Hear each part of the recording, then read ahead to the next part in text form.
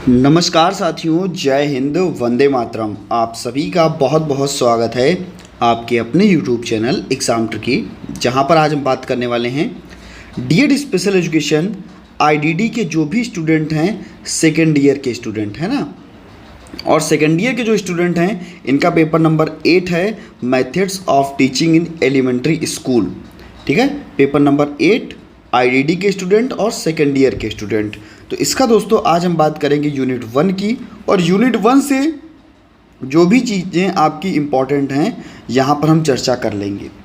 ठीक है, तो सबसे पहले सभी मित्रों तक एक बार वीडियो को ज़रूर शेयर कर दीजिएगा, और वीडियो अच्छी लगे तो वीडियो को लाइक कर लीजिएगा। अगर आपको आपके टेलीग्राम ग्रुप से जुड़ना है, ठीक है, टेलीग्राम ग्रुप से जुड़ना है जिसका नाम है भैया exam tricky for special education.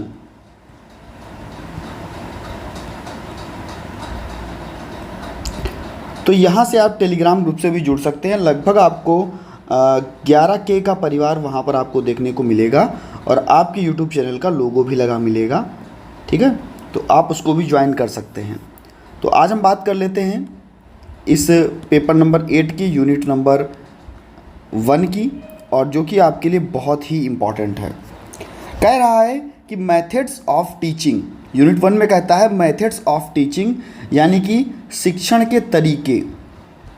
Unit 1 में कहता है शिक्षण के तरीके, है ना, और उसके अंतर्गत आपका आता है यूनिट 1.1, है ना, यूनिट 1.1, जहाँ पर बात होती है शिक्षण सीखने का माहौल। यानी कि अगर हम कह सकते हैं कि जो भी टीचर है, यानी कि the role of teacher, the role of teacher, थोड़ा इसको सही कर लेते हैं भैया, द रोल ऑफ टीचर, है ना। तो शिक्षक का रोल क्या है, शिक्षक किस प्रकार से जब चीज़ों को पढ़ाएगा तो किस माहौल के द्वारा बच्चों को पढ़ाएगा, बच्चा तब बेहतर सीखेगा। अगर हम एक शिक्षक की बात करते हैं, एक टीचर की बात करते हैं, तो हम इसको बोलते हैं क्या, इसी को हम बोलते हैं सुविधादाता। सुविधादाता। अब सुविधादाता हम क्यों बोलते हैं एक शिक्षक को? हम जानते हैं कि सभी प्रकार की सुविधाएं, पढ़ाने के नए तरीके, नई सामग्री, है ना, वो किसके द्वारा, शिक्षक के द्वारा बच्चों को दी जाती है। तो शिक्षक जो है बच्चों के लिए सुविधादाता के रूप में जाना जाता है। और जो शिक्षा है, आप सभी को पता है कि एक सतत चलने वाली प्रक्रिया है, जो कि विद्यालयी शिक्षा की अगर हम बात करें, जहाँ पर हम औपचारिक रूप से शिक्षा को ग्रहण करते हैं, संस्थागत रूप से शिक्षा को ग्रहण करते हैं, और जहाँ पर हम अनौपचारिक रूप से शिक्षा को ग्रहण करते हैं, वो आपकी एक तरीके से लचीले व्यवस्था की शिक्षा कही जाएगी, जहाँ पर आप जीवन पर्यंत चीज़ों को सीखते रहते हैं। तो ये जो एक अच्छा वातावरण, जिस वातावरण में बच्चा अच्छे से पढ़ पाए, उसकी संस्कृति और जो भी बच्चे के लक्ष्य हैं उसको टीचर प्राप्त करा सके। तो क्या है शिक्षक के रोल? तो कहोगे सर शिक्षक एक सुविधादाता के रूप में जाना जाता है। जैसे हम कह सकते हैं कि सुविधादाता क्यों कहेंगे, कि जहाँ पर जो भी कौशल या जो भी ज्ञान, है ना, जो भी ज्ञान और कौशल, ठीक है, शिक्षक बच्चों को देता है, ठीक है, वो कैसे सुविधाजनक रूप से देता है, और शिक्षार्थी उन सभी चीज़ों को सीख करके एक सुलभ तरीके से उन चीज़ों को समझने लगते हैं, और समझने के योग्य हो जाते हैं। ठीक है, तो ये एक शिक्षक सुविधादाता का कार्य करता है। दूसरा क्या है, जो शिक्षक है वो पहिया, उसको हम कह सकते हैं कि शिक्षक जो है वो पाठ्यचर्या का विकास करता है, या शिक्षक पाठ्यचर्या विकासकर्ता के रूप में होता है। हम कह सकते हैं कि जो भी शिक्षण सामग्री है, या हम कह सकते हैं जो भी पाठ्य पुस्तकें हैं, इन सभी का चयन और इन सभी का चयन और एक अच्छा चयन जहाँ पर शिक्षक बेहतर बच्चों को सिखा पाए, तो भैया पाठचर्या विकासकर्ता का काम कौन करता है? शिक्षक करता है। ऐसे ही हम कह सकते हैं कि शिक्षक जो है उसके द्वारा क्या किया जाता है? मूल्यांकन किया जाता है। शिक्षक के द्वारा मूल्यांकन, यानी कि हम कह सकते हैं कि जब शिक्षक के द्वारा मूल्यांकन किया जाएगा तो भैया टेस्ट लेकर के भी किया जा सकता है, मौखिक रूप से भी किया जा सकता है ना, या हम कह सकते हैं किसी भी क्विज के माध्यम से किया जा सकता है ना, या असाइनमेंट के माध्यम से किया जा सकता है। तो यहाँ पर क्या है, शिक्षक ये जानता है कि बच्चे की प्रगति कितनी हुई और बच्चा कहाँ तक किन चीज़ों को सीख पाया है, और इसका भैया क्या देता है? बच्चों को फीडबैक भी देता है। इस पर बच्चे को फीडबैक भी दिया जाता है। इसके लिए नई रणनीतियाँ भी बनाता है शिक्षक, और साथ ही साथ क्या करता है? बच्चों को समायोजित भी करता है, बच्चों को समायोजित भी करता है। ठीक है। शिक्षक एक कह सकते हो प्रेरक के रूप में कार्य करता है। प्रेरक के रूप में यानी कि एक मोटिवेशन के रूप में, या बच्चों को कह सकते हैं कि प्रेरित करता है, बच्चे को प्रेरित करता है, मोटिवेट करता है कि आप चीज़ों को सीखो। यानी कि छात्रों को सीखने में, जो भी छात्र हैं, छात्रों को सीखने में शिक्षक क्या है? मदद करता है। ठीक है, प्रेरित करता है कि आप अच्छे से सीखो, और उनको सिखाने के लिए भैया एक सकारात्मक माहौल तैयार करता है, सकारात्मक माहौल बनाता है, जहाँ पर भैया वहाँ पर बच्चे सक्रिय भागीदारी कर सकें, एक ऐसे माहौल को बनाता है, और उनकी जिज्ञासा के अनुसार उनको क्या करता है? उनको प्रोत्साहित करता है चीज़ों को सीखने के लिए। तो एक शिक्षक प्रेरक का भी कार्य करता है। ऐसे हम कह सकते हैं शिक्षक जो है वो संरक्षक का भी कार्य करता है, या हम कह सकते हैं शिक्षक जो है वो सलाहकार के रूप में भी जाना जाता है। कहोगे सर कैसे? देखिए, शिक्षक को अक्सर हम लोग शैक्षिक गतिविधियों में ही आगे लाते हैं, और जो भी उसके व्यक्तिगत मामले हैं इसका प्रदर्शन किया जाता है। साथ ही साथ जो भी सलाह बच्चों को लेनी होती है शिक्षक से पूछ सकते हैं, किसी भी नए चीज़ का समावेशन कर सकते हैं, है ना। तो यहाँ पर क्या होगा? यहाँ पर जो भी छात्र है शिक्षक से चीज़ों को जान करके क्या करेगा? अपने लक्ष्य को निर्धारित करेगा कि किस लक्ष्य तक उसको पहुँचना है, और जो भी उसका लक्ष्य होगा उसको पाने के लिए सुविधादाता के रूप में शिक्षक को जाना जाएगा। उसके बीच में जो आने वाली चुनौतियाँ हैं वहाँ पर शिक्षक जो है उसका एक सलाहकार के रूप में चीज़ों को बताएगा, सलाह दे करके बच्चे को आगे बढ़ाएगा। ऐसे हम कह सकते हैं कि शिक्षक के रूप में अगर हम बात करें, एक शिक्षक कैसा होना चाहिए? एक शिक्षक होना चाहिए आजीवन सीखने वाला। कैसा होना चाहिए? आजीवन सीखने वाला होना चाहिए। आजीवन सीखने वाले से क्या मतलब है?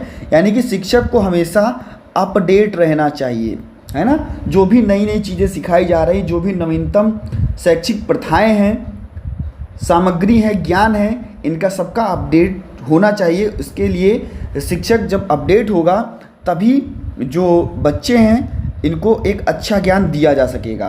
तो शिक्षक को अपडेट होना चाहिए। ऐसे हम कह सकते हैं कि शिक्षण अधिगम प्रक्रिया में एक शिक्षक जो है वो कैसा होता है? वो बहुआयामी होता है।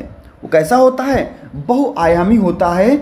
और अगर हम बहुआयामी की बात करें, जहाँ पर शिक्षक सुविधा प्रदाता, मार्गदर्शक, प्रेरक और मूल्यांकनकर्ता, इन सभी रूपों में हम इसको जान सकते हैं, और बच्चे के या छात्र के वृद्धि और विकास में जो है उसको, बच्चे को आगे बढ़ा सकता है, इस पर गहरा प्रभाव डालता है एक शिक्षक। तो इस प्रकार से हम कह सकते हैं कि शिक्षक जो है वो एक बच्चे को सिखाने के लिए बहुत ही इम्पॉर्टेंट है ना। कितनी चीज़ें मैंने बताई, यहाँ से शिक्षक जो है वो सिखा सकता है। ऐसे ही अगर हम बात करें दो प्रकारों की, तो कहते हैं हम औपचारिक रूप से सीखने का माहौल तैयार करेंगे, और भैया अनौपचारिक रूप से भी सीखने का माहौल तैयार करेंगे, है ना। तो औपचारिक रूप से कहने का मतलब ये है कि औपचारिक रूप से कहाँ पर होगा, तो आप कहोगे सर स्कूल हुआ, कॉलेज हुआ, विश्वविद्यालय हुआ, यहाँ पर क्या होगा, जो सीखने का माहौल होगा वो औपचारिक सीखने का माहौल होगा, जहाँ पर एक उद्देश्य होगा, कुछ आपके पास समय आपको दिया जाएगा, है ना, और कह सकते हैं कि वहाँ पर शिक्षक होंगे और आपको वो शिक्षक पढ़ाएंगे एक निर्धारित पाठ्यक्रम में। और अनौपचारिक रूप से आप क्या करोगे, तो वहाँ पर क्या होगा, एक सीखने का माहौल जो तैयार किया जाएगा वो आपकी रोज़मर्रा की ज़िंदगी में तैयार किया जाएगा, दिन प्रतिदिन की ज़िंदगी में तैयार किया जाएगा, जहाँ पर आप परिवार, किसी भी कह सकते हो कि मनोरंजन के स्थान पर, किसी भी कार्यालय में, जहाँ पर आप चीज़ों को सीख सकते हो, कोई भी समय निर्धारित नहीं होगा और शिक्षा का भी कोई निर्धारण नहीं होगा।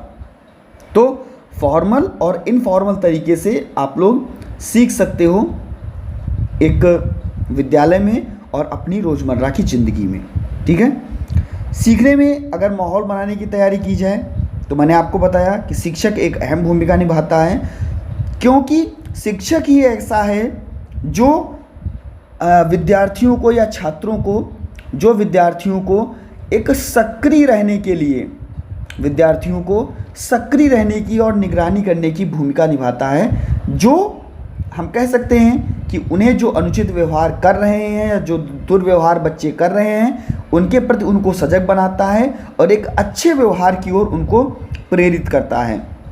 कैसे उसका माहौल बनाया जाए, है ना, ये सारी चीज़ें जो हैं वो एक शिक्षक के अंतर्गत आती हैं और शिक्षक ही पढ़ाने के लिए एक स्पष्टीकरण की भूमिका निभाता है। ऐसे ही अगर हम बात करते हैं आपके यूनिट 1.2 की, यहाँ पर भी भैया आपका बहुत इंपॉर्टेंट है दोनों चीज़ें। एक आपका है माइक्रो टीचिंग, क्या है, माइक्रो टीचिंग, ठीक है। एक आपका माइक्रो टीचिंग है और एक आपका क्या है, जिसको हम लोग बोलेंगे मैक्रो टीचिंग, मैक्रो टीचिंग, ठीक है। ये दोनों टीचिंगें आपके लिए बहुत इंपॉर्टेंट हैं।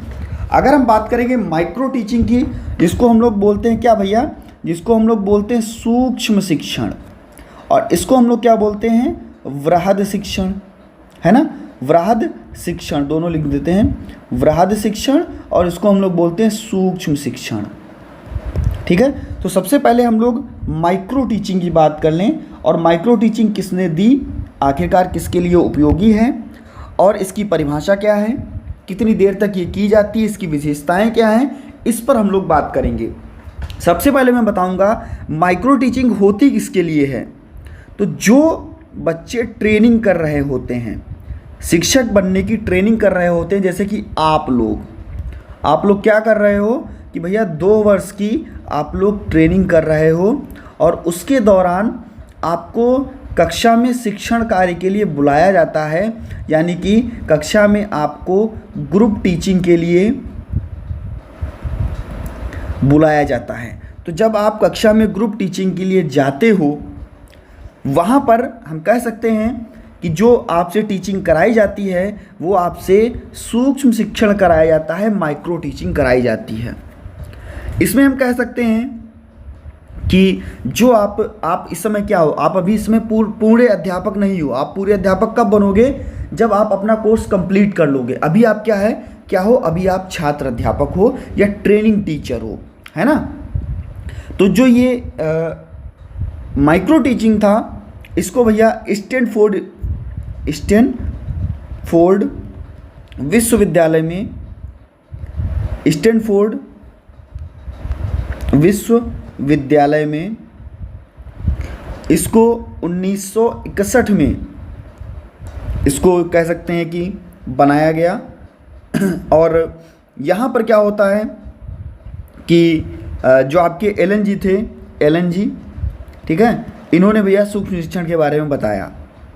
कहा कि सूक्ष्म शिक्षण या माइक्रो टीचिंग में छात्र अध्यापकों से पाठ योजना का निर्माण करवाया जाता है और यह अध्यापकों एवं छात्रों से प्रतिपुष्टि देने को कहता है।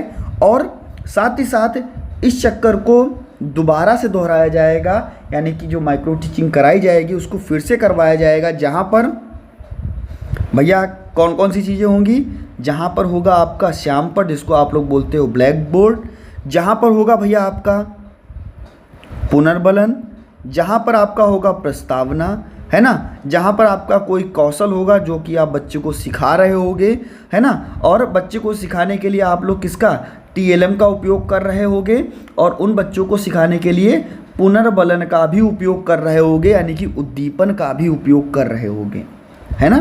तो इतनी चीज़ें आपकी सूक्ष्म शिक्षण में होती हैं। अब आप क्या कहोगे सर इसकी परिभाषा क्या है? इसकी परिभाषा दी भैया किसने? हम बात करेंगे एलन जी ने इसकी परिभाषा दी और कहा कि सूक्ष्म शिक्षण क्या लिख लेते थोड़ा सा इसे, सूक्ष्म शिक्षण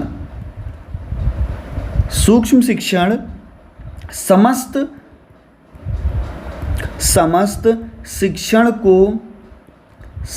शिक्षण को लघु क्रियाओं में बांटना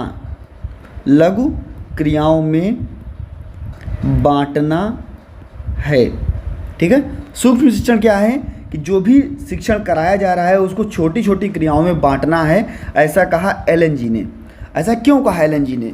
क्योंकि यहाँ पर जो भी शिक्षण कराया जाता है वो शिक्षण केवल 6 मिनट का कराया जाता था, है ना। जो भी शिक्षण कराया जाता था वो 6 मिनट का कराया जाता था आपका।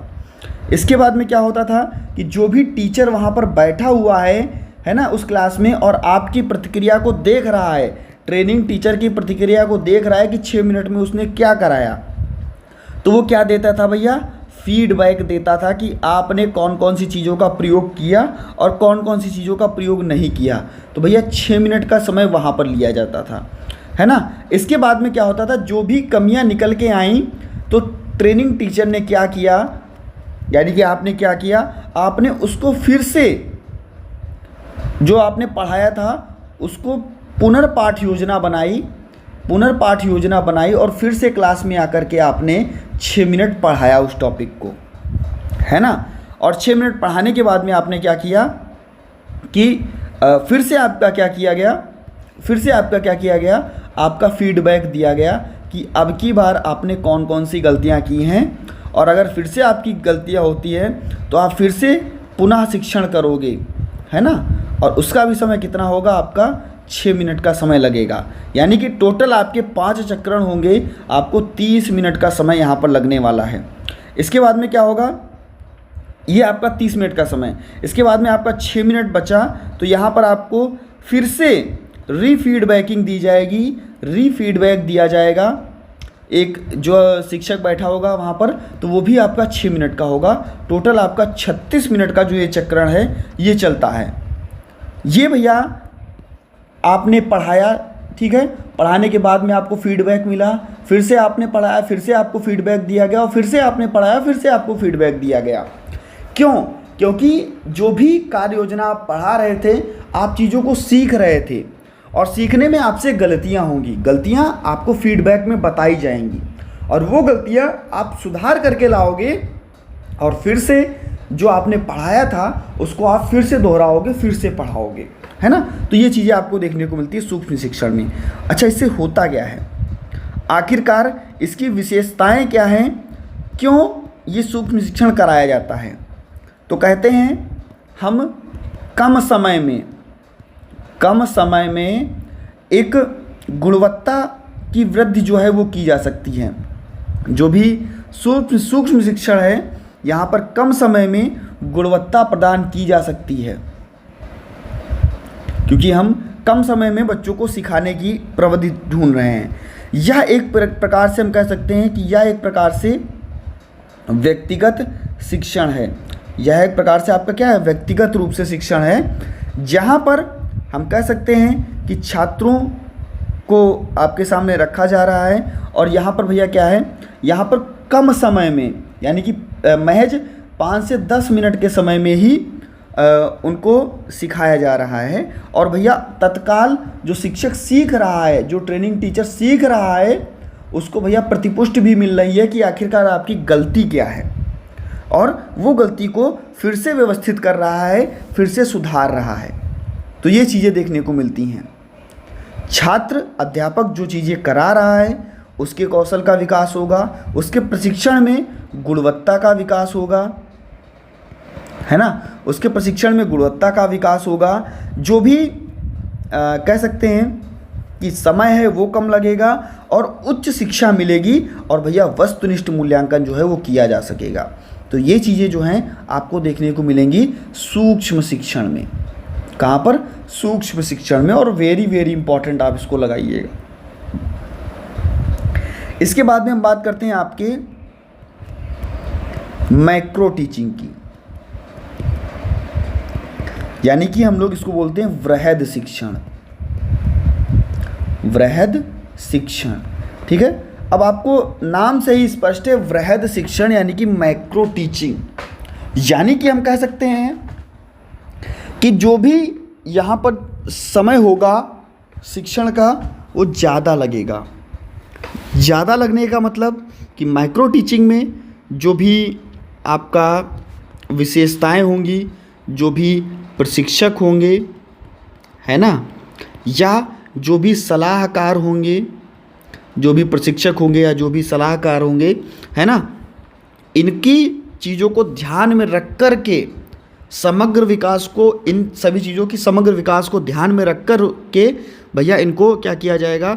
ध्यान केंद्रित किया जाएगा, और भैया इनके लिए प्रशिक्षण और सलाह की बात की जाएगी। हम कह सकते हैं कि ये जो आपका माइक्रो टीचिंग है यह लंबी अवधि के लिए होता है। एक कक्षा में छात्र भी ज़्यादा होंगे और ये क्या होगा? लंबी अवधि के लिए होगा। हम कह सकते हैं कि 40 मिनट से आपका 1 घंटे का ये शिक्षण होगा, ऐसे हम लोग कह सकते हैं। शिक्षार्थियों से अपेक्षा की जाती है कि वह अपने ज्ञान को प्रदर्शित करने के लिए आकलन और लिखित परीक्षण या प्रोजेक्ट ले ले, और यहाँ पर जो भी कौशल होगा वो वृहद रूप से, बड़े रूप से सिखाया जाएगा। इसमें क्या होगा? जो भी आपकी माइक्रो टीचिंग होगी इसमें छात्रों की स्किल्स को, है ना, छात्रों की स्किल्स को बढ़ावा दिया जाएगा, छात्रों के कौशल व्यवहार को बढ़ाया जाएगा, और हम कह सकते हैं कि जो भी छात्र हैं इनके समाधानों में मदद की जाएगी, और इसके लिए नई नई शिक्षण विधियों का प्रयोग किया जाएगा, और जो शिक्षक या शिक्षक अध्यापक कक्षा में पढ़ा रहा है वो भैया सामग्रियों का भी प्रयोग करेगा, और छात्रों को बेहतर सिखाने के लिए एक नए दृष्टिकोण को अपनाएगा, और बेहतर सामग्री का प्रयोग करके माइक्रो टीचिंग की जाएगी। यहाँ पर सीखने के उद्देश्य को पहचाना जाएगा कि आखिरकार बच्चा किस लिए सीखना चाहता है। पाठ्यक्रम को पूरा करने के लिए समय रेखा बनाई जाएगी कि कितने समय में हमें पाठ्यक्रम पूरा करना है ना। ये कह सकते हो कि एक शिक्षक और छात्र के लिए होता है जो वर्ष भर कार्य कर रहे होते हैं, लेकिन वो आपका माइक्रो टीचिंग यानी कि सूक्ष्म शिक्षण एक शिक्षक अध्यापक के लिए होता है जो ट्रेनिंग कर रहा होता है। तो ऐसे आप लोग लिख सकते हो और आपके लिए बहुत ही इम्पॉर्टेंट है ना। इसके बाद में आपका आता है, अगर हम बात करें इसके बाद में आपका शिक्षण के दृष्टिकोण क्या आएगा? शिक्षण के दृष्टिकोण, शिक्षण के दृष्टिकोण, इसमें हम कह सकते हैं कि जो भी चीज़ें बच्चे को सिखानी है, हमें जो भी हमें शिक्षण पद्धतियाँ बच्चे को सिखानी हैं, यानी कि हम कह सकते हैं कि जो भी यह एक दृष्टिकोण है, यहाँ पर क्या होगा? जो भी शिक्षण कराया जाएगा, है ना, वो क्या कराया जाएगा? शिक्षण और सीखने के तरीके के रूप में देखा जाएगा, सीखने के तरीके के रूप में देखा जाएगा। इसमें क्या होगा कि जो भी भाषा शिक्षण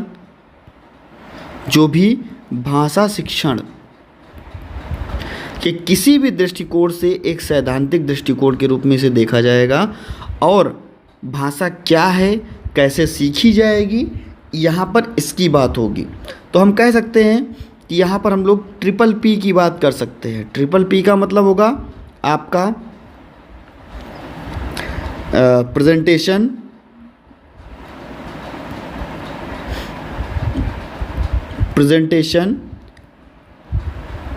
प्रैक्टिस एंड प्रोडक्शन, है ना। आपका प्रस्तुति, हम कह सकते हैं प्रस्तुति,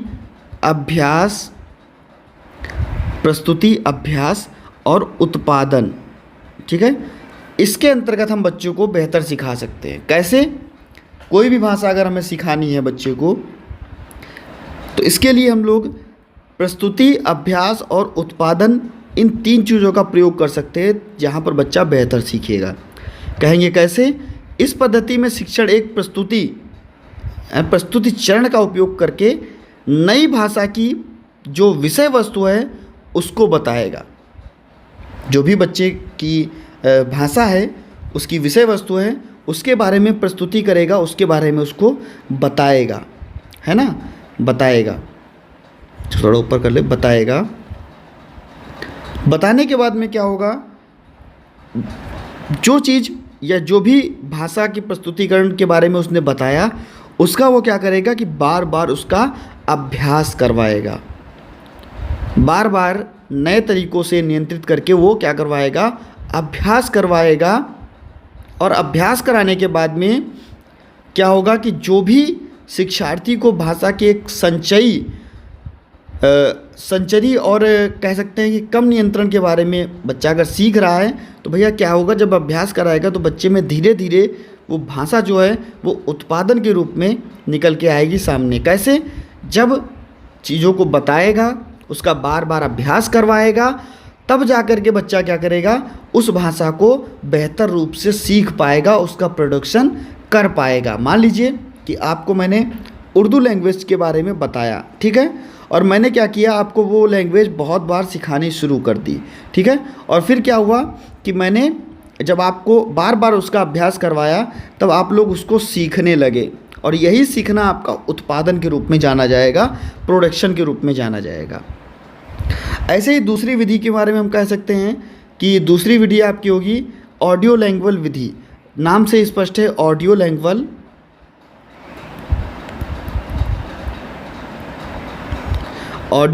मेथड, ऑडियो लैंग्वेज विधि। इस विधि में भाषा सीखना पूरी तरह से आदत निर्माण के बारे में है। मुख्य रूप से दोहराए जाने वाले ड्रिलिंग के द्वारा ये किया जाएगा। और यहाँ पर क्या होगा कि जो बुरी आदतें हैं, इनको रोकने के लिए एक त्रुटि सुधार की आवश्यकता होगी, जहाँ पर हम कह सकेंगे कि जो भी ऑडियो लैंग्वेज पद्धति है, इसके द्वारा काफ़ी हद तक जो भी चीज़ें बच्चा नहीं कर पा रहा है, इसके द्वारा हम बच्चे को ऑडियो मेथड के माध्यम से सिखाने की कोशिश करेंगे। इसके बाद में आपका शाब्दिक विधि, तो इसमें क्या होगा, शब्दों की प्रणाली के माध्यम से, वाक्यों की प्रणाली के माध्यम से, व्याकरण से हम बच्चों की जो अवधारणाएं हैं उनको हम बच्चे को सिखाने की कोशिश करेंगे, और उनको हम काफ़ी टुकड़ों में बांटेंगे, जिससे कि बच्चा बेहतर ढंग से सीख पाए। ऐसे ही आपका कार्य आधारित विधि है ना। कार्य आधारित विधि यानी कि टास्क बेस्ड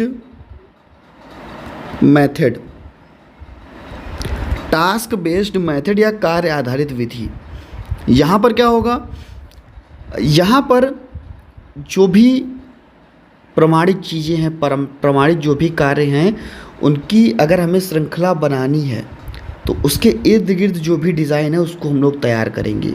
यानी कि जो वास्तविक चीज़ें हैं उनसे संबंधित चीज़ों के बारे में हम उन चीज़ों को तैयार करेंगे, और वहाँ पर जो भी बच्चे का पाठ्यक्रम है या भाषा है उसका निर्धारण नहीं होगा, उसके जो कार्य हैं उसकी जो सफलता है या समय सारणी है, इसका निर्धारण किया जाएगा। ये आपको देखने को मिलेगा। महत्व क्या होगा, आखिरकार इनका महत्व क्या है, या हम कह सकते हैं शिक्षण विधियों का महत्व क्या है। तो भैया इसमें बच्चा, अगर हम शिक्षण विधियों का उपयोग करते हैं तो जो भी कार्य कौशल उसको सिखाया जा रहा है वहाँ पर वो अपना महारत हासिल कर सकेगा, वहाँ तक अपने लक्ष्य को पूरा कर सकेगा, है ना। और जो भी सामग्री वगैरह है वो भी बच्चे के लिए अच्छी होगी, बच्चा सीखने में एक जटिल और अच्छी सोच को विकसित कर सकेगा, है ना। ये देखने को आपको मिलेगा। इसके बाद में आपका जो कि आपका 1.4 है, यहाँ पर हम लोग बात करते हैं TLM की, यानी कि शिक्षण सहायक सामग्री की। और आप सभी को पता है कि TLM आप लोग पहले से ही पढ़ते हुए आ रहे हो। TLM का प्रयोग क्यों किया जाता है, कहते हैं भैया जब भी हम लोग कक्षा में पाठ को पढ़ाते हैं तो कक्षा में पाठ पढ़ाते समय जो भी हमारी शिक्षण सहायक सामग्रियां हैं इसका हम लोग प्रयोग करते हैं, जिससे कि बच्चा एक सीखने में उसको अच्छा लगे, है ना। अच्छे का मतलब है कि बच्चे को रुचि उत्पन्न हो सीखने के लिए, है ना। और बच्चा जिन चीज़ों को सीखे उन चीज़ों को बेहतर सीख पाए। बेहतर सीखने का मतलब क्या है कि उन चीज़ों को बच्चा भूलेगा भी नहीं। जहाँ पर हम लोग प्रयोग करते थे पाठ्य पुस्तकों का, जहाँ पर हम लोग प्रयोग करते थे टेलीविज़न का, है ना, जहाँ पर हम लोग स्मार्टफोन का प्रयोग करते थे, चार्ट पेपर का प्रयोग करते थे और वास्तविक चीज़ों का प्रयोग करते थे, ये सारी चीज़ें आपकी TLM यानी कि टीचिंग लर्निंग मटेरियल के अंतर्गत आती हैं। ऐसे ही भैया अगर हम कक्षा में बात करें पुनर्बलन की, है ना, तो कक्षा में जब भी हम बच्चों को पढ़ाएंगे तब हम क्या देंगे, पुनर्बलन देंगे। तो जब भी हम लोग पुनर्बलन देते थे तो ये कहते थे कि जो भी आपकी अवांछनीय क्रिया है, यानी कि जो क्रिया आपको हम सिखा रहे हैं और जो क्रिया आप अभी तक कर रहे थे वो जो क्रिया अच्छी नहीं थी, अवांछनीय थी, हम अवांछनीय क्रिया को कम करने के लिए और वांछनीय क्रिया को बढ़ाने के लिए, ठीक है, किसका प्रयोग करते हैं, पुनर्बलन का प्रयोग करते हैं। पुनर्बलन बच्चों को दिया जाता है और बच्चे को प्रोत्साहित किया जाता है इन सभी चीज़ों को करने के लिए। यहाँ पर जो भी चीज़ें सिखाई जाएंगी बच्चे को एक क्रमबद्ध तरीके से सिखाई जाएंगी, है ना, क्रमबद्धता से सिखाई जाएंगी। क्रमबद्धता से मतलब हम कह सकते हैं कि हम बच्चे को पढ़ाने के लिए टास्क एनालिसिस का प्रयोग करेंगे। कहेंगे कैसे, जो भी चीज़ हम बच्चे को सिखाएंगे वो सरल से कठिन की ओर सिखाएंगे, मूर्त से अमूर्त की ओर सिखाएंगे, या जो भी कौशल हम बच्चे को सिखा रहे होंगे वो कैसे सिखाएंगे, टुकड़ों में तोड़ तोड़ करके सिखाएंगे, है ना। टुकड़ों में तोड़ तोड़ करके हम लोग बच्चे को सिखाएंगे। इससे होगा क्या, टुकड़ों में क्यों तोड़ेंगे, इससे क्या होगा कि बच्चा एक स्तर से दूसरे स्तर तक पहुंचेगा, लेकिन बहुत ही आराम से। और बच्चे को हमें क्या कराना है, अभ्यास कराना है।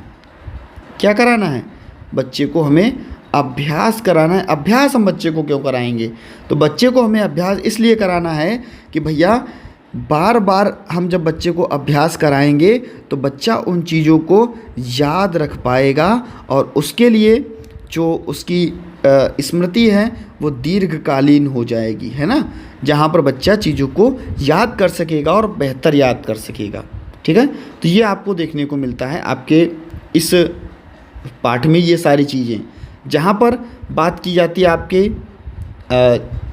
TLM की, बात की गई आपके पुनर्बलन की, क्रमबद्धता की और अभ्यास की।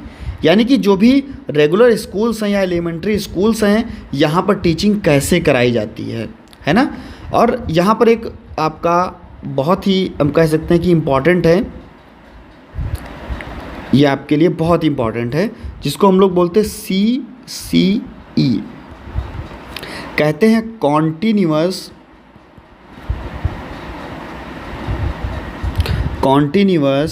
एंड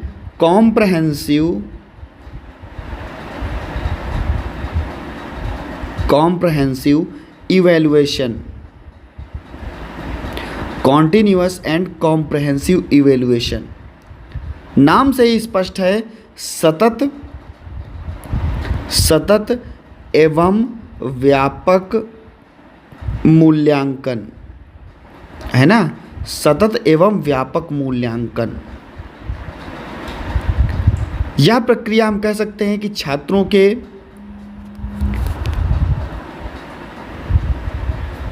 कह सकते हैं कि भैया जो भी छात्र हैं, छात्रों की विद्यालयी आधारित मूल्यांकन की एक प्रकार की, ये क्या है, मूल्यांकन की एक प्रकार की क्या है, ये प्रणाली है।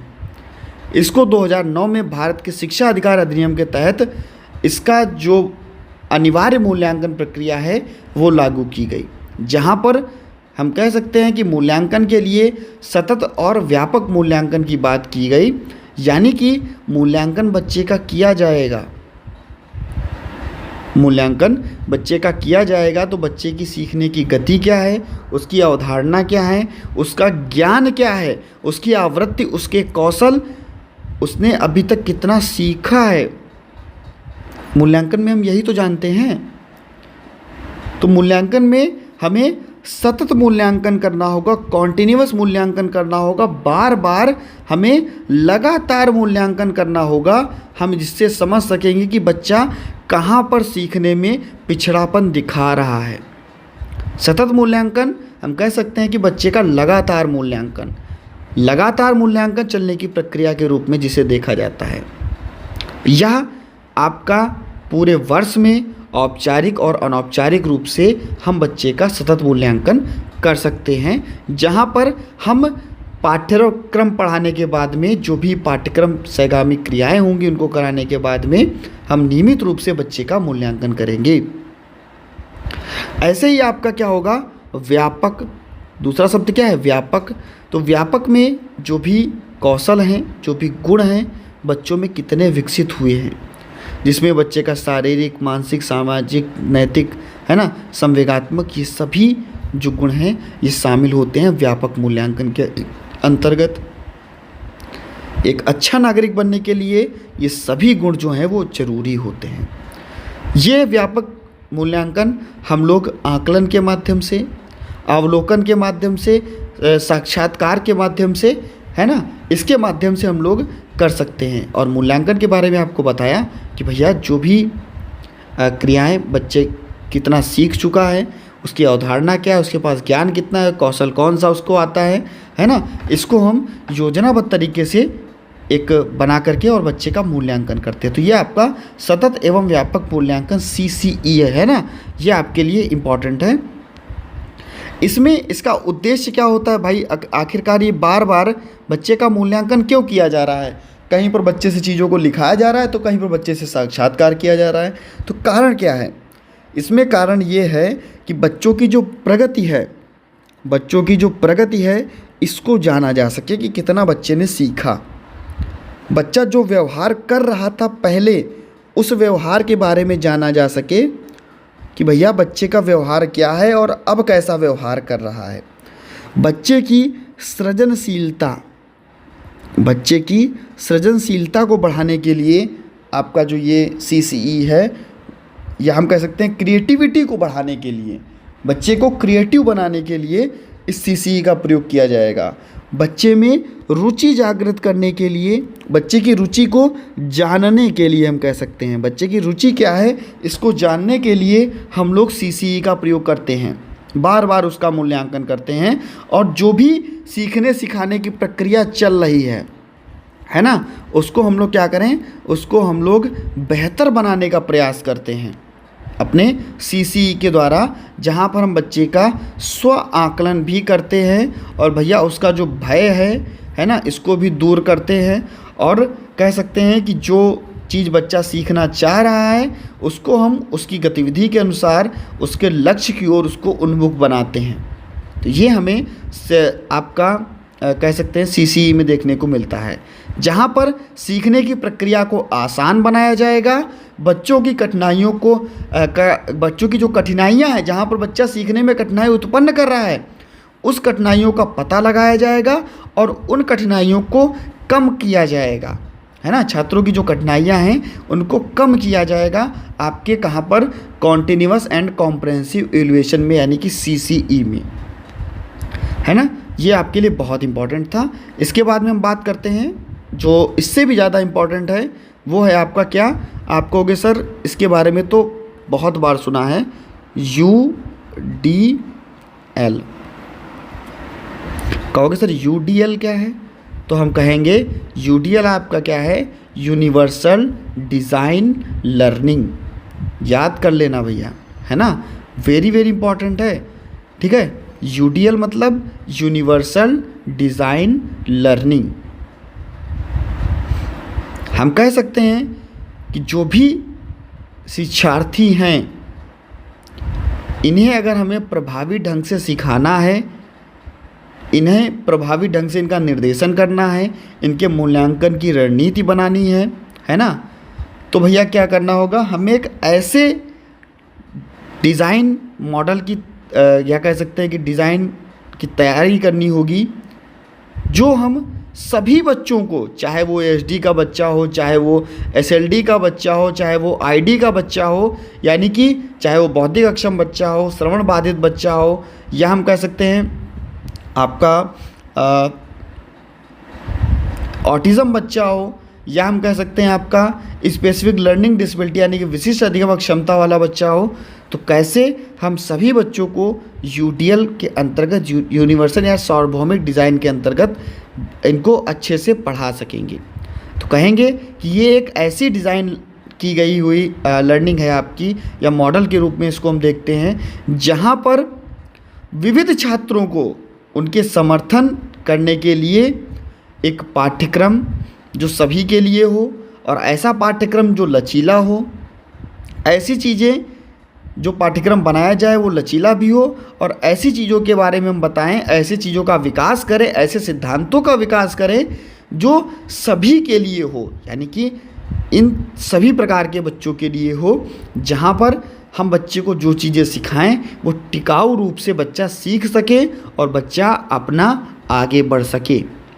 हम कह सकते हैं कि UDL में सभी शिक्षार्थियों के बारे में विविध आवश्यकताओं को पूरा करने, कक्षा में अंग्रेजी भाषा को सीखने और उनकी जो भी आवश्यकताएं हैं उसमें आत्मकेंद्रिता लाने, चाहे वो किसी भी प्रकार का कोई भी बच्चा हो, उसका मूल्यांकन करना, उसे समावेशी बनाने का प्रयास करना, समावेशी बनाने का प्रयास करना आपका UDL के अंतर्गत आता है, जहाँ पर हम सभी बच्चों को, चाहे वो SLD के बच्चे हों, चाहे वो ID बच्चे हों, है ना, और चाहे वो आपके ऑटिज़म बच्चे हों, ASD वाले बच्चे हों, तो इन सभी बच्चों को एक ऐसी तकनीकी, एक ऐसे तरीके या ऐसी सामग्रियों के माध्यम से शिक्षा देने का प्रयास करें जो उनकी आवश्यकताएं हैं उनको हम पूरा करने का प्रयास करें, और सभी के लिए ऐसे मॉडल की, ऐसे डिज़ाइन किए हुए मॉडल को बनाएं जिससे कि सभी बच्चे अच्छे से सीख सकें। हम कह सकते हैं कि ऐसे पाठ को तैयार करें जहाँ पर बच्चा लिखित, मौखिक चीज़ों को देखकर, चीज़ों को सुनकर, है ना, सभी प्रकार से उसको सुविधाएं हों, बच्चे को सीखने में सुविधाजनक और रुचियाँ बनाई जा सकें, क्षमताओं के बारे में जागरूकता मिल सके। तो ये चीज़ें आपकी UDL के अंतर्गत आती हैं, यूनिवर्सल डिज़ाइन फॉर लर्निंग के अंतर्गत आती हैं। हम कह सकते हैं कि जो भी हमारे विद्यालय हैं, यहाँ पर सामान्य कक्षाएं हों या विशेष कक्षाएं हों, इन सभी बच्चों को पढ़ाने के लिए एक ऐसे डिज़ाइन या ऐसे सार्वभौमिक डिज़ाइन को तैयार किया जाए जहाँ पर सभी बच्चे जिनको सीखने में बढ़ावा मिल सके, उनको अनुकूलन मिल सके और अपनी चीज़ों को उपयोग कर सकें। वो जो भी उनकी समस्या है उसको वो दूर करने के लिए जो उनको चीज़ें दी जा रही हैं उनको उपयोग करके बेहतर बना सकें। छात्रों के लिए मौखिक, लिखित, है ना, बातचीत, इन सभी चीज़ों के माध्यम से बच्चे को पढ़ाने का आगे प्रयास करें और इनको एक सुविधाजनक के रूप में देखा जाए। छात्रों की रुचियों और क्षमताओं के बारे में इनको जागरूक करें और छात्रों को हम आगे बढ़ाएं। ये आपका सार्वभौमिक डिज़ाइन फॉर लर्निंग के लिए होता है, यानी कि यूनिवर्सल डिज़ाइन फॉर लर्निंग के लिए चीज़ें होती हैं। इसके बाद में आपका यूनिट 2 भी आपका अपलोड कर दिया जाएगा। और जितने भी लोग यहाँ पर जुड़े हुए हैं, वीडियो अच्छी लगी हो तो भैया लाइक कर दीजिएगा। और इसमें आपका जो मेन इंपॉर्टेंट है 1.5 इंपॉर्टेंट भी सुन लीजिए। 1.5 आपका वेरी वेरी इंपॉर्टेंट, 1.1 आपका वेरी वेरी इंपॉर्टेंट और 1.2 आपके दोनों शिक्षण बहुत ही इंपॉर्टेंट। यानी कि ये तीनों सब यूनिट आपकी वेरी वेरी इंपॉर्टेंट हैं, आप इनको बेहतर ढंग से पढ़िएगा। ठीक है, मिलता हूँ दोस्तों नेक्स्ट वीडियो में नई जानकारी के साथ। बने रहिएगा आपके अपने चैनल एग्जाम ट्रिकी पर। धन्यवाद।